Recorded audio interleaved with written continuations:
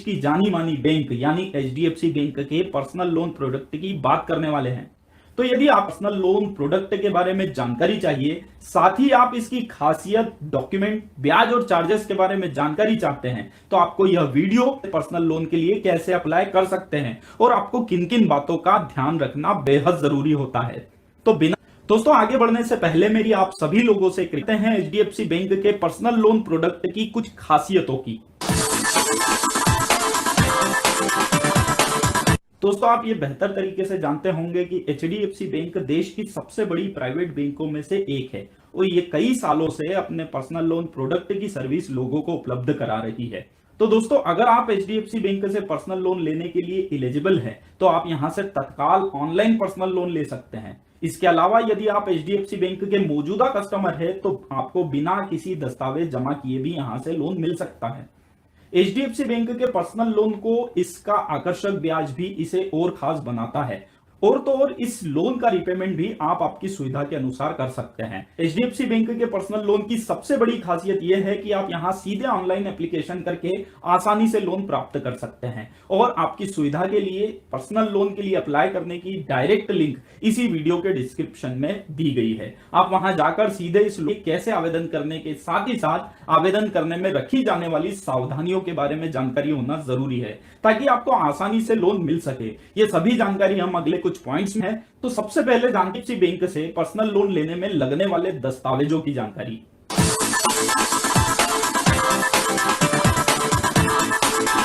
तो दोस्तों आपकी जानकारी के लिए बता दें कि यदि आप एचडीएफसी बैंक के मौजूदा ग्राहक हैं और बैंक ने यदि आपको प्री अप्रूव्ड ऑफर दे रखा है तो आपको ज्यादा दस्तावेज देने की जरूरत नहीं होती। लेकिन यदि आपके पास बैंक का प्री अप्रूव्ड ऑफर नहीं है तो आप कुछ ही डॉक्यूमेंट जमा करके यहां से लोन ले सकते हैं। इन डॉक्यूमेंट में आपके केवाईसी, इनकम डॉक्यूमेंट शामिल होते हैं।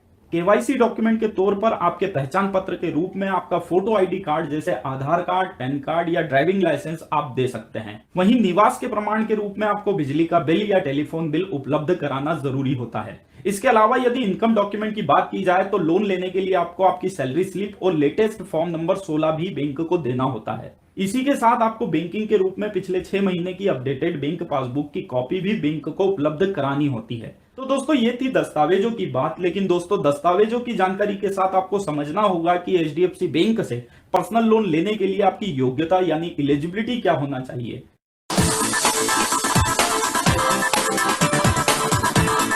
दोस्तों एचडीएफसी बैंक से पर्सनल लोन लेने के लिए आपकी योग्यता यानी एलिजिबिलिटी की जानकारी देने से पहले आपको बताना चाहूंगा कि मैंने इससे पहले भी एक वीडियो एचडीएफसी बैंक के एचडीएफसी बैंक से पर्सनल लोन लेने के एलिजिबिलिटी क्राइटेरिया की बात की जाए तो कोई भी व्यक्ति जो प्राइवेट या गवर्नमेंट जॉब में है वो यहां से पर्सनल लोन के लिए अप्लाई कर सकता है।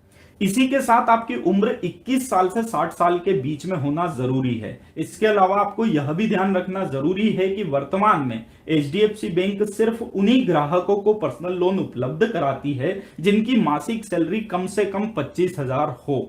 इसके अलावा आपको एक बात और ध्यान रखना जरूरी है कि इस एलिजिबिलिटी क्राइटेरिया में आपकी जॉब की स्टेबिलिटी और अनुभव भी देखा जाता है। इसके हिसाब से आपको जॉब करने का कम से कम 2 साल का अनुभव होना जरूरी है। इसी के साथ वर्तमान जॉब में आपको कम से कम 1 साल का अनुभव होना अनिवार्य होता है। दोस्तों एचडीएफसी बैंक पर्सनल लोन देने के अपने एलिजिबिलिटी क्राइटेरिया में समय समय पर बदलाव करती रहती है। तो यदि आप यह जानकारी वीडियो पब्लिश होने के बहुत दिनों बाद देखेंगे कि पर्सनल लोन से जुड़ी जानकारी का किसी भी प्रकार का कोई भी अपडेट जानना है तो आप हमें #HDFC बैंक लिखकर बैंक के पर्सनल लोन प्रोडक्ट की योग्यता यानी एलिजिबिलिटी की जानकारी के बाद आपको इसके ब्याज और अन्य चार्जेस के बारे में जानकारी लेना जरूरी है, जो अगले पॉइंट में हम देने जा रहे हैं।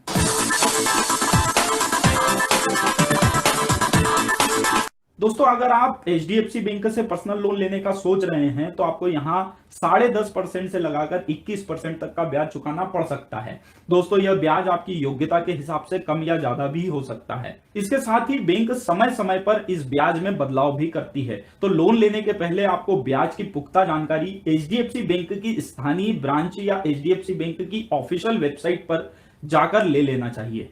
दोस्तों ब्याज के साथ ही साथ एचडीएफसी बैंक से पर्सनल लोन लेने के लिए आपको प्रोसेसिंग फीस भी चुकानी पड़ती है, जो लगभग 1.5% से लेकर 2.5% तक के बीच हो सकती है, और ये फीस आपके लोन अमाउंट में से डिडक्ट की जाती है। खास बात यह है कि आपकी प्रोफाइल, इनकम और सिविल स्कोर ठीक ठाक है तो आप इस प्रोसेसिंग फीस को कम या माफ भी करवा सकते हैं, साथ ही ब्याज में भी कुछ कमी पा सकते हैं। लेकिन यह पूरी तरह से बैंक पर निर्भर करता है कि वे आपकी प्रोफाइल को कितना मजबूत मानते हैं। दोस्तों प्रोसेसिंग फीस के साथ ही साथ आपको लोन लेने के लिए स्टाम्प ड्यूटी चार्जेस का भुगतान भी करना होता है, जो हर स्टेट के हिसाब से अलग अलग हो सकता है, और यह अमाउंट भी आपके लोन अमाउंट में से ही डिडक्ट किया जाता है। दोस्तों एक और जहां प्रोसेसिंग फीस और स्टाम्प ड्यूटी लोन लेते समय आपको देना होती है, वहीं दूसरी ओर लोन लेने के बाद भी कुछ चार्जेस आपको चुकाने पड़ सकते हैं, जैसे cheque bouncing charges, late payment charges, loan part payment charges और लोन फोरक्लोजर चार्जेस। इन सभी चार्जेस के बारे में लोन लेने के पहले बैंक से आपको जानकारी लेना बहुत जरूरी है। अगर हम एक एक करके इन चार्जेस के बारे में यहाँ जानकारी देने जाएंगे तो ये वीडियो काफी लंबा हो जाएगा। तो अगर आपको